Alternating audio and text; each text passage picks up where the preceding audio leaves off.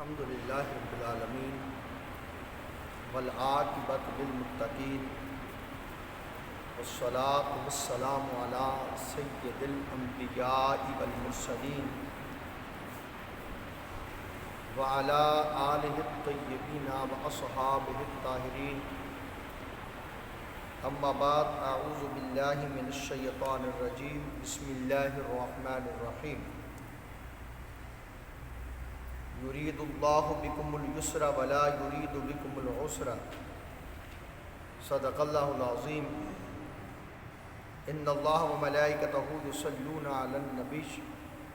یا ایھا الذین آمنوا صلوا علیہ وسلموا تسلیما اللہم صل وسلم علی سیدنا و مولانا محمد وعلی آل سیدنا و مولانا محمد مبارک وسلم وسلم علیہ۔ حضرات عزیز وقار، آج ایک بڑے اہم مسئلہ کی طرف کچھ احباب نے توجہ دلوائی تو مناسب سمجھا کہ اس مسئلہ پر کچھ گفتگو کی جائے تاکہ زیادہ سے زیادہ احباب تک یہ بات پہنچ سکے۔ مسئلہ کچھ یوں ہے کہ آپ حضرات کے علم میں ہے کہ آج کل کرونا وائرس کی وبا کی وجہ سے لوگ سینیٹائزر کا استعمال کر رہے ہیں، اور سینیٹائزر کے اندر چونکہ الکحل موجود ہوتی ہے، جس کی وجہ سے بعض احباب پریشان ہیں کہ بار بار ہاتھوں پر الکحل لگائی جاتی ہے، سینیٹائزر کے ذریعے سے ہاتھ صاف کیے جاتے ہیں، اور بار بار یہ ہاتھ صاف کرنا، اور پھر اسی طرح ہم نماز ادا کرتے ہیں اور معاملات ہیں، تو بعض احباب کے ذہن میں ہے کہ چونکہ الکحل جو ہے اس کے ذریعہ سے شراب بنتی ہے، اور الکحل شاید پلید ہے، اور اگر کپڑوں پر یہ لگے گی، جسم پر یہ لگے گی، ہاتھ اس کے ذریعہ سے صاف کیے جائیں گے، تو اس طرح شاید ہم عبادات سے محروم ہو جائیں اور عبادت کا وہ ثواب ہمیں نہ مل سکے۔ سینیٹائزر کا استعمال کرنا اور طبی انداز اختیار کرنا اور سینیٹائزر کے ذریعہ سے اپنے ہاتھوں کو صاف کرنا، یہ آج کل ایک طبی ضرورت بھی ہے۔ اس لیے ہم چند منٹوں کے اندر اس مسئلے کو کھول کر بیان کرنے کی کوشش کریں گے۔ اس میں کوئی دوسری رائے نہیں ہے، پوری امت مسلمہ کے علماء کا اس بات کے اوپر، فقہاء کا اس بات کے اوپر اتفاق ہے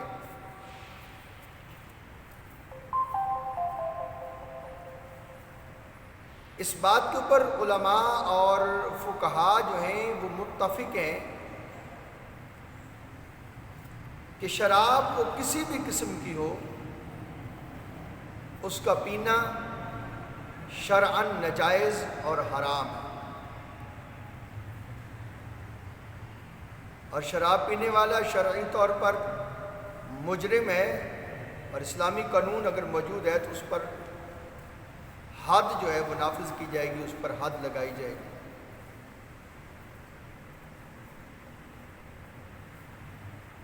لیکن الکحل کا استعمال کرنا کیا یہ جائز ہے یا نہیں، یہ ایک الگ ٹاپک ہے،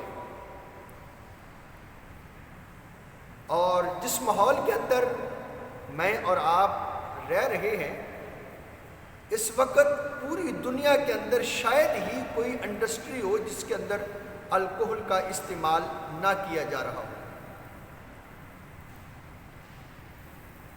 وہ فوڈ انڈسٹری ہو، وہ بیکری کے آئٹمز ہوں، وہ میڈیکل کی چیزیں ہوں یا وہ کاسمیٹکس کے ساتھ تعلق رکھنے والی چیزیں ہوں، شاید ہی کوئی ایسا شعبہ ہو جس میں الکوہل کو استعمال نہ کیا جاتا ہو۔ الکوہل کیا چیز ہے؟ یہ کہاں سے بنتی ہے؟ اس پر علماء نے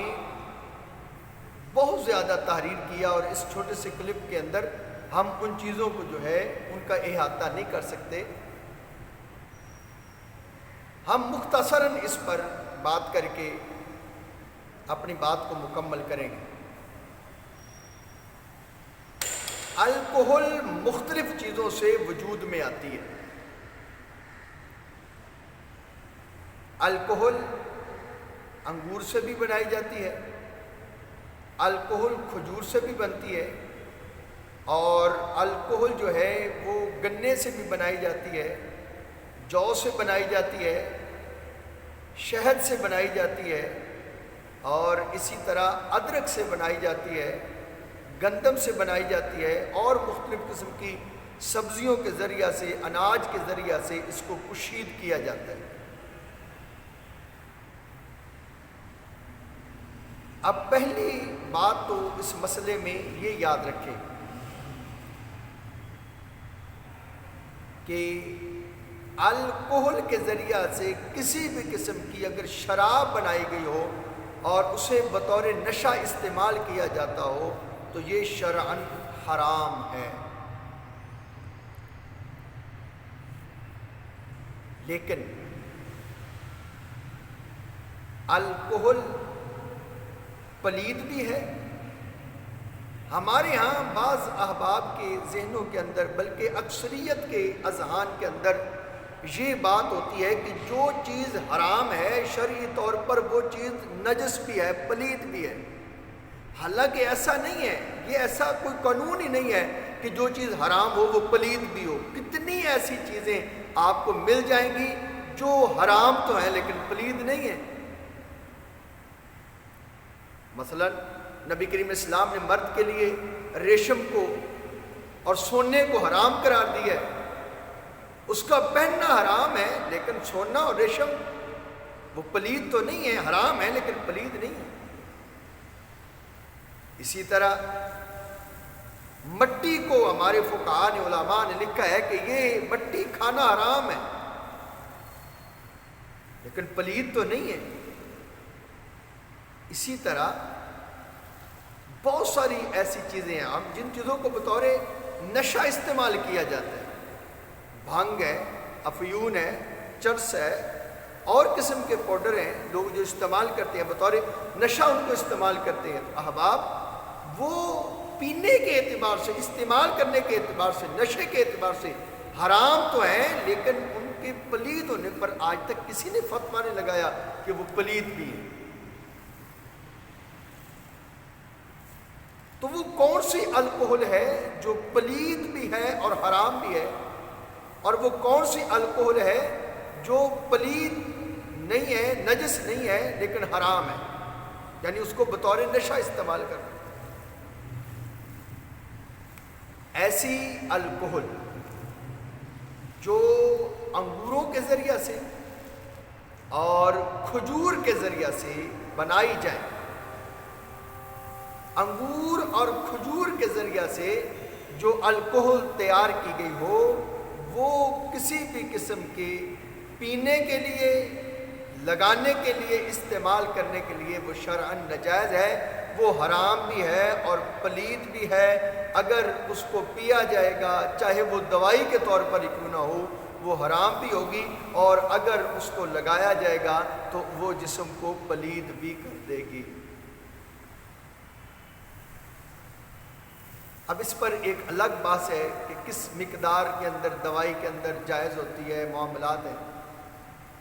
ایسی الکوہل جو گنے کے ذریعہ سے بن جائے، جو جو کے ذریعہ سے بن جائے، جو ادرک کے ذریعہ سے بن جائے، جو شہد کے ذریعہ سے بن جائے، یا کسی اور ذریعہ سے اس کو بنا لیا جائے، تو اس کی اتنی مقدار استعمال کرنا جس سے نشہ نہ آئے، دوائی کے اندر، فوڈ آئٹمز کے اندر اتنی مقدار استعمال کرنا کہ جس سے نشہ نہ آئے، یہ جائز ہے، اور جب وہ نشے کی کیفیت کو پہنچ جائے تو یہ ناجائز ہے۔ لیکن کھجور اور انگور کی جو الکوہل ہے وہ ہر صورت میں نجس بھی ہے اور حرام بھی ہے۔ اسی طرح جو گندم کے ذریعہ سے، جو کے ذریعہ سے، گنے کے ذریعہ سے، ادرک کے ذریعہ سے، یا کسی اور سبزی کے ذریعہ سے، کسی فروٹ کے ذریعہ سے جو الکوہل تیار کی جاتی ہے وہ پلید نہیں ہے۔ اگر حرام ہے تو نشے کے اعتبار سے ہے، پلید نہیں ہے۔ لہذا ایسی الکوہل اگر کسی چیز کے اندر شامل ہو جاتی ہے اور اس چیز کو استعمال کیا جاتا ہے تو وہ شرعاً جائز ہوگا۔ ایسا پرفیوم جس کے اندر الکوہل ہو اور یہ یقینی بات ہو جائے، ایسی الکوہل جو کھجور یا انگور سے نہ بنی ہو، وہ اگر کسی پرفیوم کے اندر استعمال کی گئی ہو، وہ اگر کسی کاسمیٹکس کے اندر استعمال کی گئی ہو، یا اس کو سینیٹائزر کے اندر استعمال کیا گیا ہو، تو ایسے پرفیوم کا استعمال کرنا، ایسی جو ہے وہ سینیٹائزر کا استعمال کرنا، ایسی چیزوں کا استعمال کرنا، کاسمیٹکس کے سامان کا استعمال کرنا، یہ شرعی طور پر جائز ہے۔ لیکن اگر یقینی طور پر یہ بات یقین کو پہنچ جائے، صرف ظن نہ ہو، یقین کو پہنچ جائے کہ کسی چیز کے اندر واقعی انگور یا کھجور کے ذریعہ سے بنی ہوئی الکوہل استعمال ہوئی ہے، تو نہ ایسا پرفیوم استعمال کیا جا سکتا ہے، نہ ایسا سینیٹائزر استعمال کیا جا سکتا ہے۔ لیکن علماء نے یہ تحقیق کی ہے کہ جو ہمارے بازار کے اندر زیادہ تر سینیٹائزر استعمال ہوتے ہیں اور جو دوسری چیزیں استعمال ہوتی ہیں، ان کے اندر انگور کی یا کھجور کے الکوہل کی آمیزش نہیں ہوتی، اور جو دوسری چیزوں کے ذریعہ سے جو ہے وہ الکوہل بنائی جاتی ہے، اس کو لگانے کے لیے اور دوسری فوڈ آئٹمز کے لیے اس مقدار میں استعمال کرنا جو نشے کی حد کو نہ پہنچے، یہ شرعی طور پر ویسے ہی جائز ہوتا ہے۔ تو لہٰذا ایسی دواؤں کا استعمال کرنا، ایسی کاسمیٹکس کا استعمال کرنا، ایسی سینیٹائزر کا استعمال کرنا، ایسے پرفیوم کا استعمال کرنا، یا ایسے جو ہے وہ سپرٹ کا استعمال کرنا جو ڈاکٹر حضرات جس کو یوز کرتے ہیں، یہ سارے کے سارے شرعی طور پر جائز ہیں۔ اس کے جو ہے وہ لگانے سے نہ کپڑا پلید ہوتا ہے، نہ جسم پلید ہوتا ہے۔ لہذا سینیٹائزر کا استعمال کرنا، سینیٹائزر کے ذریعے ہاتھوں کو صاف کرنا، یہ شرعی طور پر بالکل جائز ہے۔ الکوہل کی آمیزش وہ اس چیز کی بنی ہوئی نہیں جو شرعی طور پر جو نجس بھی ہوتی ہے، پلید بھی ہوتی ہے، وہ انگوروں اور کھجور کی نہیں، بلکہ یہ مختلف کیمیکلز کے ذریعہ سے تیار کی جاتی ہے۔ لیکن اگر کوئی سینیٹائزر ایسا ہے یا ایسی پرفیوم ہے جس کے اوپر یہ واضح کر دیا جائے یا تحقیق سے یہ ثابت ہو جائے کہ یہ واقعی انگوروں کے ساتھ یا کھجور کے ساتھ بنی ہے، تو اس کا استعمال تو منع ہوگا۔ لیکن اگر دوسری چیزوں کے ساتھ بنی ہے تو ایسا سینیٹائزر، ایسا پرفیوم جو ہے اس کا استعمال کرنا جو ہے وہ بالکل جائز ہے۔ اس کے ذریعہ سے ہاتھ وغیرہ پلید نہیں ہوتے۔ یہ مختصراً میں نے مسئلہ جو ہے وہ اس لیے عرض کر دیا کہ اس وقت ان چیزوں کو استعمال کیا جاتا ہے اور امت پریشان ہے۔ اللہ تعالیٰ نے قرآن مقدس کے اندر فرمایا، یرید اللہ بکم الیسر ولا یرید بکم العسر، اللہ تعالیٰ تمہارے لیے جو ہے وہ آسانی چاہتا ہے، اللہ تعالیٰ تمہارے لیے مشکل نہیں چاہتا۔ نبی کریم صلی اللہ علیہ وسلم کا فرمان ہے، بشرو ولا تنفرو، خوشخبری دو، لوگوں کو نفرت نہ دلاؤ۔ اور حضور نے فرمایا کہ یسرو ولا تعسرو، آسانی پیدا کرو، مشکل کی طرف نہ جاؤ۔ علماء نے اس پر بڑی گفتگو کر دی ہے۔ اگر کسی کا جی اس مسئلے کو تفصیل کے ساتھ پڑھنے کے لیے چاہے تو آپ فتاوی نوریہ شریف کے اندر مولانا جو ہے وہ مولانا نور اللہ فقیہ اعظم مولانا نور اللہ نعیمی رحمۃ اللہ علیہ نے، یہ اس کی تیسری جلد ہے، اس کے اندر اس مسئلے کو بڑے واضح انداز میں بیان فرما دیا ہے۔ اور تفہیم المسائل کے اندر یہ میرے سامنے 7ویں جلد ہے، مفتی منیب الرحمان صاحب نے اس مسئلے کو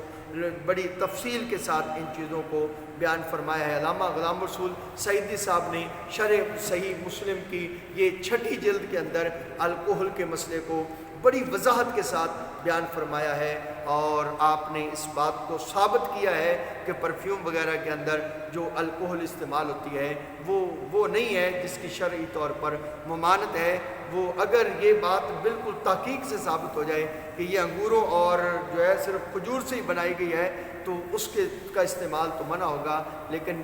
قلیل مقدار کے اندر اس انداز میں استعمال کرنا یہ شرعی طور پر جائز ہے۔ اس لیے چند باتیں آسانی کے لیے جو شکوک و شبہات تھے وہ عرض کر دیے ہیں۔ دعا ہے اللہ تعالی ہمیں دین کی باتوں کو سمجھنے کی توفیق عطا فرمائے۔ وصلی اللہ تعالی علی حبیبہ محمد و آلہ وصحبہ۔